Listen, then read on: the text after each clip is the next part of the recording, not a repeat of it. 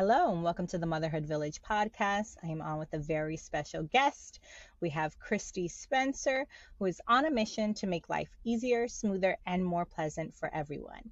She founded the Polite Company with one goal in mind: to help people present the best version of themselves to the world. Kristi provides personalized in-person or online etiquette lessons with an emphasis on social skills, self-esteem building, and teaching empathy for others. Kristi helps clients find success in personal and professional relationships, as well as increasing confidence through a better understanding of manners and principles. Kristi's dedication to etiquette is unparalleled. She is a certified etiquette trainer and graduate of the Emily Post Institute, the gold standard of etiquette training for a century. Kristi's experience in journalism and leadership has spanned over 2 decades. She lives with her husband and 2 sons in the Midwest and has also lived abroad, which has instilled an appreciation for diverse cultures around the world. Kristi, welcome to the Motherhood Village podcast. How are you today? I am fantastic. Thank you for having me. Awesome. Okay, let's jump into my icebreaker round quickly here. What is your favorite book or one you would like to recommend? Well, I have to recommend the 20th anniversary or the 20th version of Emily Post's Etiquette book, which is out right now, just in the last few days it's come out. And Mm. this is the centennial version. So 100 years ago, Emily Post wrote her first book on etiquette. And so they've rewritten the entire etiquette book. Literally Wow. and figuratively. And so I think that it's just such a great resource for people to have. And if you have one Sure. from your grandparent or maybe your mother at a different time, it would be fun to look at what's changed as well. I'm sure. What are the values that guide you and your family? I think we're hard workers for sure. And I think that, there's not a week that goes by that somebody doesn't tell somebody else that they're working too hard. Sometimes that's daily. We're telling each other that we're Mhm. working too hard. But I think that we've also, we grew up in or my kids grew up in the Midwest, and there aren't a lot of cultural activities necessarily for Sure. diversity. So we've really tried to be as diverse and to bring as many different people into our lives as possible. So I think hardworking and being diverse, and we love to eat and be together and have family, and we have traditions of around holidays and every Sunday meal together. So I think those are the important ones for us. Awesome. And how old are your boys? I have two. I have a 26-year-old and a 16-year-old. I know. Whoa. Wow. I did not expect that, but that's awesome. I say this all the time to all the parents that I meet. I have a tremendous amount of respect for single moms, moms of multiples, and moms with older children. I'm a new mom, mom of one. My son will be 5. And I'm like, I just want to know all the things. Like, how do you have a 26-year-old? What have you learned? All the things. So that's cool that you have that. I'm sure the 26 and the 16, just 2 different generations there. Yes, yes. And two different kids for sure. Yeah, well, yeah, I mean that's your kids could be, I'm sure, a year apart and still completely different. Absolutely. Okay. How has motherhood transformed you? I think that in the beginning, I thought it was my job to make life as easy and as perfect for them as possible. And now I've really had to tell myself that my success is when Mm. I no longer have a job. When I my job is to put them out into the world. It is not to pave the way for them, make it easier. And so I really have pushed them to be independent. That's awesome. So it takes a village to raise a child, but most importantly, it takes a village to uplift a mother. Who and what has been an integral part of your motherhood village? Well, my mom what has been the biggest influence on my motherhood journey, but I've also had fantastic neighbors. And I always say, Mm. we've lived abroad, and I've always am astounded, but I'm like, people are so nice. There's just nice people everywhere. And I was a single mom for a long time, and to have great neighbors you could trust was amazing. And I've never not had a neighbor who wasn't a friend as well. That's awesome. I think it's something that I remember growing up. We always had great neighbors, and we're not as close with our neighbors now, but like if we go on vacation or certain things, we do have like some camaraderie, I guess. But I just remember growing up, all the kids and the neighbors, and we hung out. And I wish we can kind of get back to that because I think we've lost some of that. So that's awesome that you had that for yourself. Okay, so etiquette coaching. Tell me, what was your journey into becoming an etiquette training coach? Where did the inspiration come from? Why did you want to go into this industry and become an etiquette coach?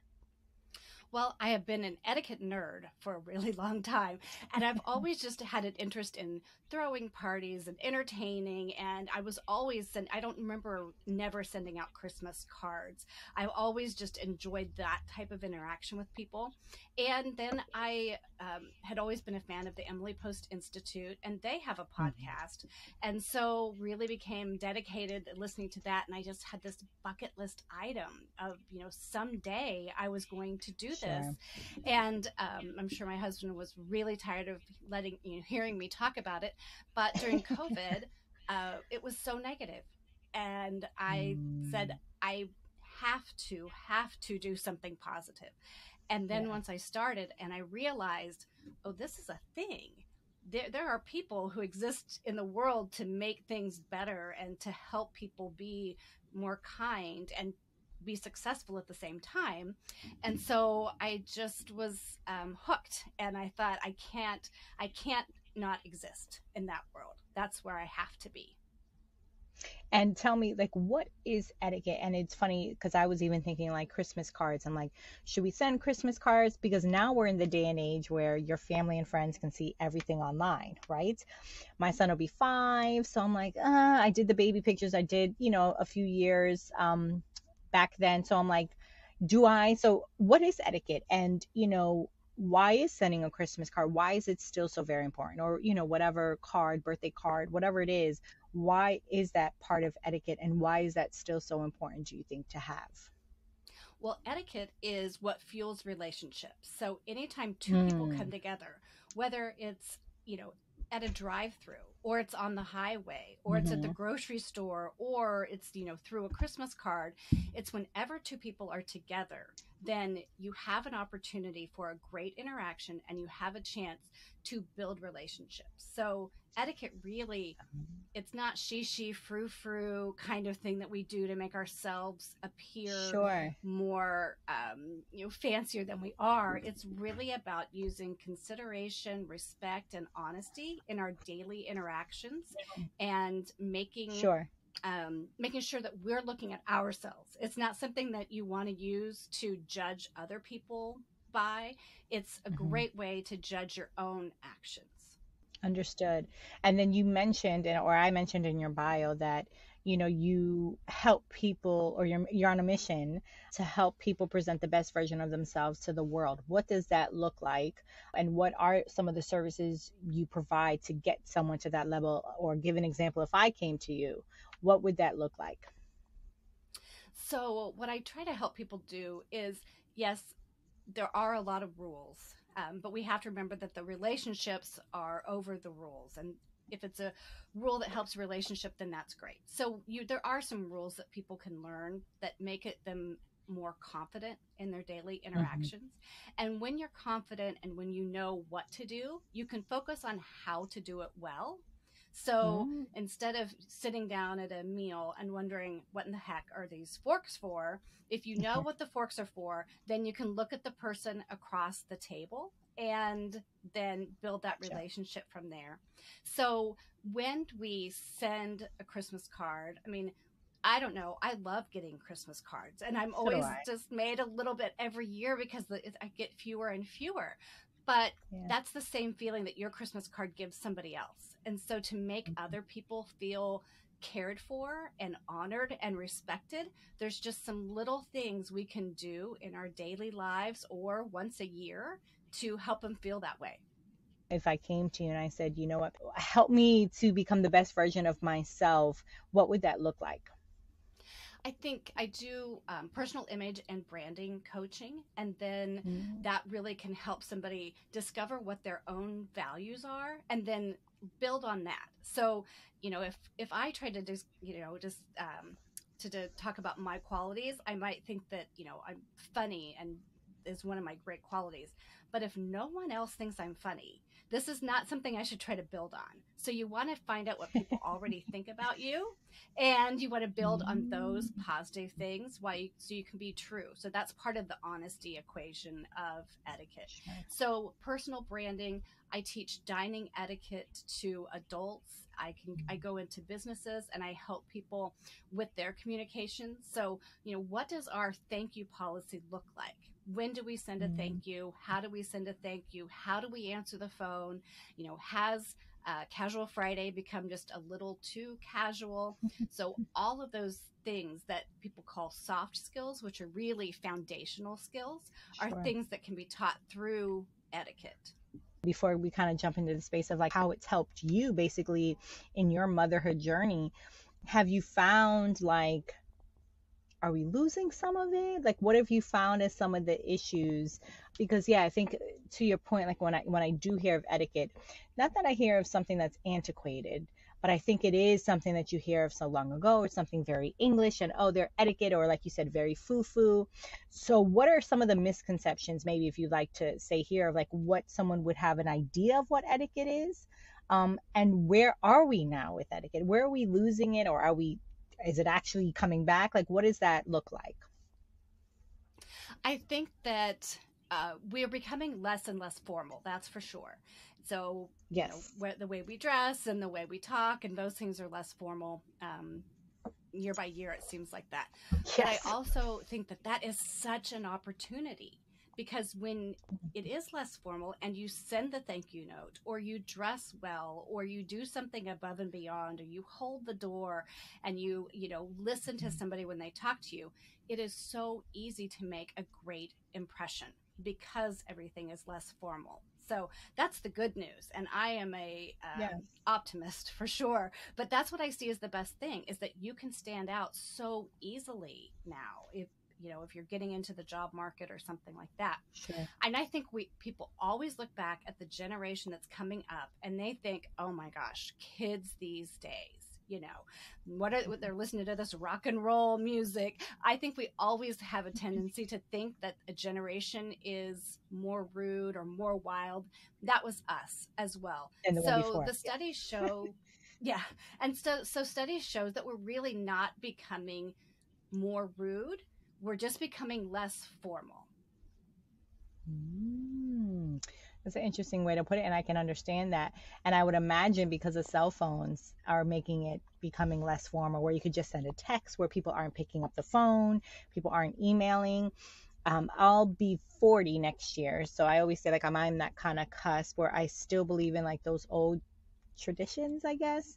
And I'm starting to cringe at some of the younger generations, and I'm like, oh, like, am I becoming that? Like, if I don't see a salutation on an email, and with just little certain things of how you speak, with the tone of your email, and things like that. So I would imagine the phone, and because of that, has taken a lot of the formalities away, because people can just send a quick text, and and not really follow up, and do the respect, the manners, whatever that encompasses that thoroughly or formally, as you said. Well, and there's hardly any etiquette lesson that I teach that at some point we are not talking about cell phones, because they have crept into every part of our lives. And one thing I Yeah. really encourage families to do is to have device free dinners. No Yes. screens at the table. And I know that Yeah. parents are doing this out of, especially in restaurants, they're doing it because they don't want to bother other people. But I got to tell you, I'm never going to be bothered when I see a parent talking to their child at the table, or trying to teach them some patience, or talking about their day.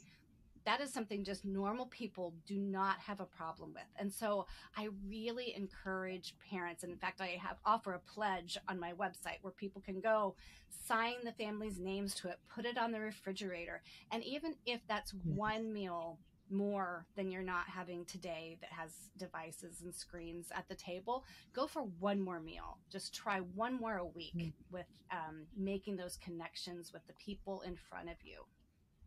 And I think that's where it I love it. starts. We learn at home to disregard people and go to our phones. 100%. I mean, think about it. I remember it was so taboo. You couldn't have your phone in school. You couldn't have your phone in meetings. Now someone gets a thing. And look, I am guilty of it for sure. But I try and be mindful of it. I'm like, what am I doing? Like, why am I answering this? I should give this person my undivided attention when they're speaking, especially in a full on setting. So absolutely. So now let's pivot to how this kind of correlates to motherhood. How has your training in etiquette helped you? I know just recently you kind of became a coach with it, but this is something that you said you've always kind of been into, reading the books and all of the things. How has that helped you in motherhood? What have you used, and how has it, benefited you? Well, I think I was the best room mom ever with my kids and classroom parties and things like that, because I always enjoyed doing that. But I did it because there would inevitably be a child there who was like, this is the best thing ever. I got, napkins at Halloween time and they were so happy. It's like somebody thought of me and this was my present to me. And so I loved Yeah. that feeling of making each kid feel special. So, and I still like to do that. I love to take care of people. I love to cook for people. I just love to do those things. So, and I think that, my kids kind of wish that, mom would lay off the etiquette just a little bit, because it's impossible not to be giving them an etiquette Yes. lesson during meals, and always so much advice that I have as they're getting into the real world and having real jobs and things like that. But I think it's influenced me because I've just been able to impart on them how important it is to send that thank you note, to shake somebody's hand, to give somebody your attention. And the best thing that we can, the best compliment we can get as parents is when somebody says to us, your child is so polite. That is, that makes us beam as parents. And so I always enjoyed when I could see them modeling some of those things. I'm sure. And, they might not, maybe your 26-year-old, depends, but might not appreciate it now. But as they get older, like you said, those life lessons or maybe getting in the door that someone will remember and say, I remember you were the only one that sent me that thank you note, or you really looked me in the eye, or you really gave me your undivided attention, goes a long way. I know a big thing right now with birthday parties are people who aren't RSVPing or people who are and haven't turned up and those kind of things. But how can a mom say no to events and do things like that politely? I've talked to moms who are like, I get anxiety. We're invited to all of these things. We have so many play dates, and then the time comes for it, and I don't know how to cancel. What advice would you give for that? I think when you're wanting to say no, to one more bake sale or play date or birthday party, you first want to give it a little bit of time. So the worst response is no response, Yeah. but you want to let the person know that you've considered the request. And so you give it an amount of time, and then you let the person know, with some appreciation, thank you so much for feeling like you can ask me to do this, or thanks so much for that you love my cupcakes so much. But then you just deliver the when you decline. So, but one thing you can say is, I wouldn't be the best person to do that, or I'm not comfortable taking that on right now. But you have to stand firm Mm-hmm. in that, because people know if they wait long enough that sometimes you'll give in to that. So you want to be firm in your answer, and you can take a little bit of the onus on yourself and say, I just wouldn't be the best person for that. And then just let there be silence. And if that person needs to talk, you can listen and have empathy and say, I can see, you're really in a bind with that. I Mm-hmm. would help if I could. Sure. So I think just being firm in that is kind of the key to declining invitations and just saying no in general. And I think to your point, like you said, those responses, I think sometimes we get so that if we're going to make someone disappointed, or like you said, or if we're adding to that, but to your point, having no response or even showing up and not giving your best because you're already stressed, I think would actually hinder it more than help it. So to all the mamas listening out there, yes, honesty is really the best policy when it comes to that, and holding firm with your boundaries and saying not at this time, or I can't. Because I know I've been guilty with that. What I've learned as being a business owner, is really staying true to my boundaries, but doing it in a polite way and saying not at this time, or let me get back to you, or before I would immediately say yes, yes, yes, or sure. And I'm like, why did I do that? Why have I jam packed my week and now I'm going to be stressed, or then I do have to cancel last minute because I've overbooked my calendar. So now I kind of pause and say, well, let me check first, let me get back to you, and then go from there. So I think that's, to your point, it's being firm. And like you said, it's better than not doing anything or showing up and then you're not your best self for them. One trick is I don't carry my planner with me. So that always gives me a reason to say, let me go home and check. And then I'm not in the moment where I feel compelled to make that person happy by saying yes. So sorry to interrupt. No, that's true. It's true. It's like it's true. It's like, let me check my planner. I have everything on my planner. I need to look at that 100%. So what about gossip? I know, again, for me, turning 40, business owner, got a lot of things going on, raising this little boy. So my energy is super important to me. And I think we can all kind of get caught up in certain things, but my energy of making sure that I'm surrounding myself with people that don't just want to talk about other people or talk about negative things. How can we shut that down? How can, if we are in a conversation or find ourselves with that one person, whether it be at work, on a play date, and they're just turning it negative or they're gossiping, how do we shut that down in a polite, full way? I think when you hear that, the worst thing you can do is just try to change the subject. And you can do that as subtly or not subtly as works for you. If this is somebody who continually, is gossiping to you, they're probably gossiping about you at the same time. So, how about that, you know, baseball game last night, or did you see this, or how about that weather? Like, again, it can be as subtle or as not subtle as you want it to be. Another thing you can do is you can ask them a simple question of just, so why are you telling me this? And then they're probably going to look at that and go, well, what is the why with Yes. that? I'm trying to gain some influence with you, or I'm trying to connect with you, or trying to spark something with you. And then the other thing you can do is just say, oh my gosh, you know what, that doesn't sound like Nicole to me. She must have been having a bad day. Mm-hmm. And leave it at that, and just don't engage. Because if you give somebody that recognition and you let that conversation go, it's going to keep on going. And gossip isn't always bad. Sometimes gossip can serve a purpose to help people bond. Sure. But when it's about a specific Mm-hmm. person or something that you're not a party to, then that's gossip. And there's no positive side of that kind of gossip. I agree. And then how would you help someone politely deal with nosy questions? So that's another big thing. I have someone very close to me in my family that, oh, they will ask you, and I'm like, goodness gracious, how do you have the gall to ask somebody that? And 9 times out of 10, the person talks to them.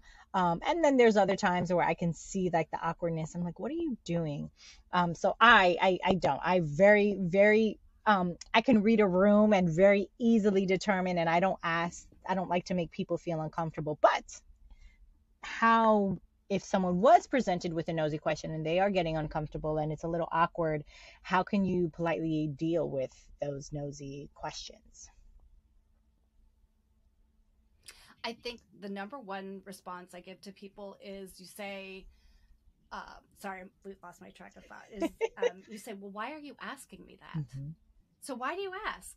And, I've had people say, oh, is this something that you do as a hobby, or is this your business? Or how much did your car cost? Or, what's your house payment? Well, why do you ask? So sometimes I think people really are asking for genuine reason. Like, I like your car. I'm just wondering if I could afford it. And so then you can always then give them a referral of where they can go. So, oh, I'd be happy to give you the salesman's name or my Sure. realtor's name. But you just, put a pretty big wall up there and just turn the question on them and say, well, why do you ask that? Yeah, because that's a good point. Because my husband, actually, on the flip side, he asks questions, but he's naturally inquisitive.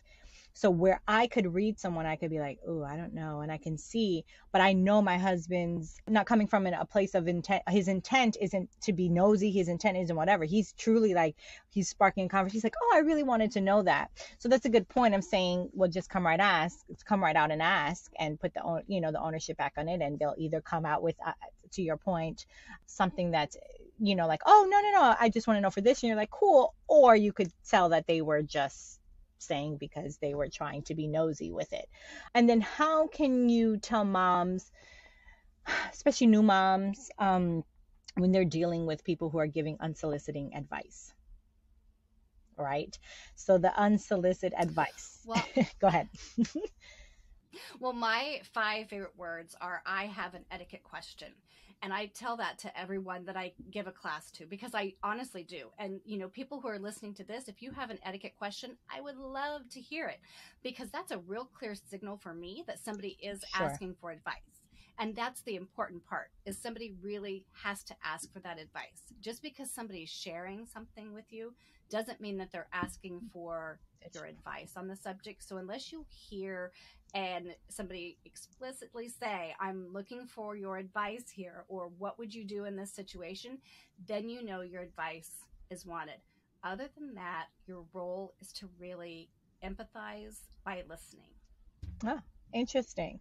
So basically you just empathize, you listen, and then I've also heard, and on the mother side of things, like with our own children, when it comes to communication, saying, do you want me to just sit here and listen, or would you like me to help you solve this problem?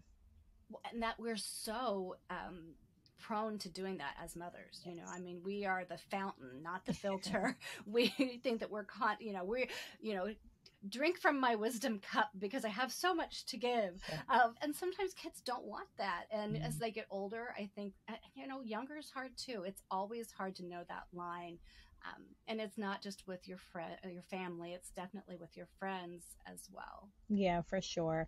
Yeah, I think moms, we all think we're the problem solvers of everything, right? So we want to step in and say, no, I can help you with this. But to your point, it's like, no, ask. The person might just need for you to have your ear available and not to give. And what about turning down unsolicited advice? So what if they always say the mother-in-law, or you should be doing this, and it's offending you, or it's hurting you, or you're feeling overwhelmed because you're feeling judged. What would you say to that new mom who doesn't want the unsolicited advice? I think you can say, thank you, but we're doing fine right now.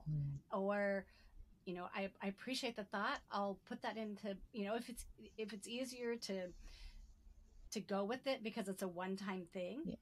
But if it's happening repeatedly, then it might be a conversation of, when I share this with you, I'm really just sharing because you're so good at listening. Sure.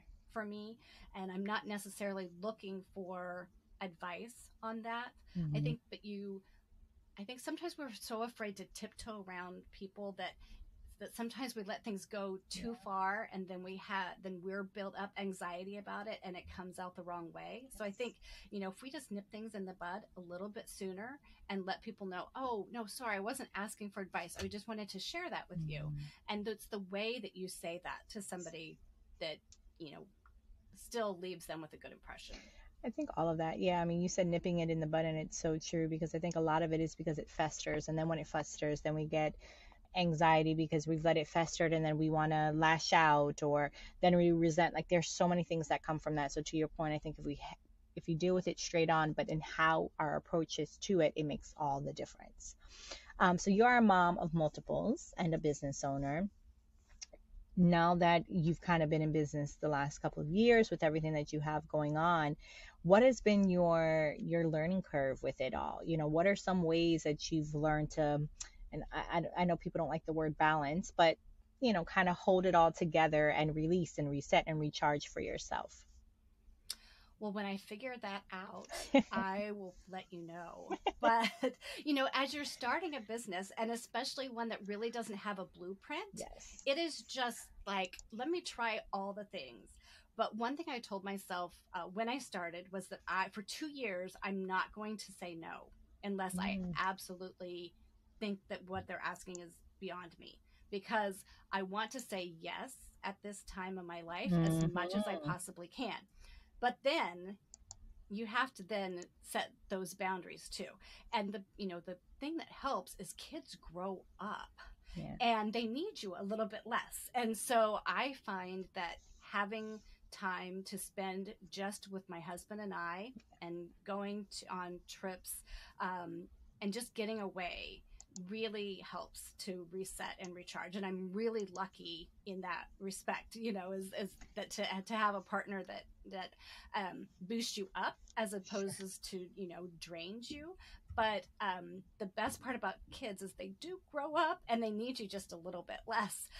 And so then we can concentrate on ourselves. But man, while they're little, You're in don't the miss a thick of it. thing, and um, skip those vacations for, things, or the vacations, the girl vacations, and Yeah. those kinds of things, because making memories with those kids, and I hate to sound like everybody else, but it does go really quickly. And I can't imagine in a few years where I'm not a mom, because I've been, a mom for 26 years. That's my, Yeah. I haven't done anything else that long in my life. So it's just an appreciation and just gratitude, I think, is one thing that we talk about too, is just feeling like every day, like, oh my gosh, I'm so lucky to be me and living my life, even Yeah. when things don't go like they say they do, or we say yes too often, or we forget to send the Christmas cards one year. It's as the overall feeling, and how we make each other feel, and how we build those relationships, is really the most important thing. I agree 100%. It's crazy that you said that, because actually while I was leaving to come here, I recorded off site from my house. And my son has this thing about waving goodbye to everybody, and he has to wave goodbye and to be there. So he was out in the garage with my husband on the driveway, and I was saying bye. And prior to that, I had to send pictures to somebody, and I was going through like from years ago, and I'm like looking, and I'm like, gosh, I remember just a couple of years ago how tiny he was, and me thinking, like I was in the thick of it, and the twos and the threes, and now we're in the fours, which is like he's like 14 and not four, because the conversations. And I'm like, this is going by so fast. Like, I need to slow it down. And one of the ways I can slow it down is being gracious with him, and just holding all those snuggles in. So it's funny that you said that, because literally as I'm backing out, like I just got this thing, and I'm like, he doesn't have that baby, like he has a baby face, and I'm sure 2 years from now I'll be like, oh, he had a baby, but he was so little, and it went by so fast. So yes, so I don't I understand what you're saying, and you'll always be a mom. It's just you won't be the mom that it's like you're there for the everything. Now they'll be calling you for when they need, and you're just kind of there like on the sidelines. So that's a whole different thing. So that's why I always bow down to the moms, because I can imagine, because it breaks, like I know when I'm there, my husband always tells me, my heart's going to break a little bit, so I always feel for that. But to your point, I think as long as we know that we do the best, we have our village, we seek out those resources, we try and do the best that we can, having conversations like this to help us grow can only help our children, because then they're seeing in us, they're learning, they're modeling what we're trying to do for ourselves.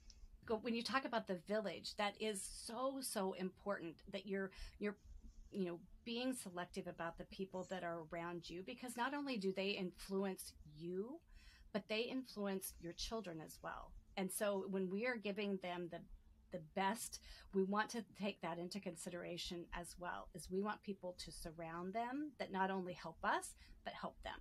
100%. And if they're filling our cup, making sure they're also filling our children's cup, and vice versa. And if they're not, then they're draining us. Imagine what is emulating that for our children. So I love that. So just a couple of other questions here. How can people connect with you? How they can follow you? Yes, so my website is The Polite Company, and so it's thepolitecompany.com. On Facebook, it's The Polite Company, and on Instagram, it's The Polite Company Kristi.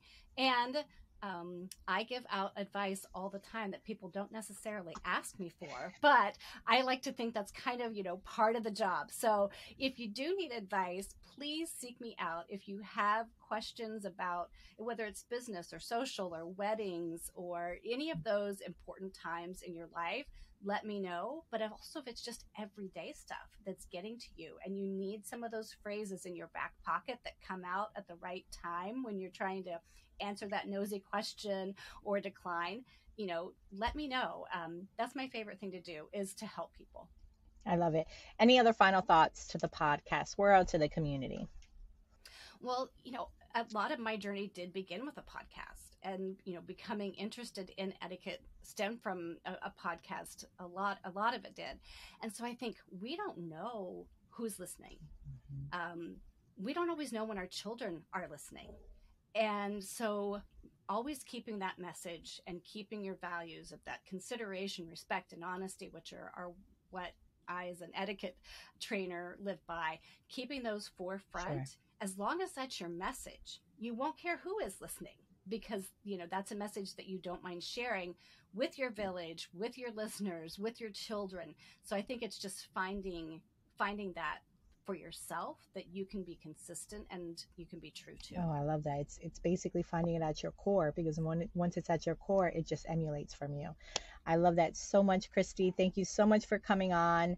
Thank you for a great, fun, informative conversation. I will definitely be checking out that book, and continued blessings to you for love and light. Thank you.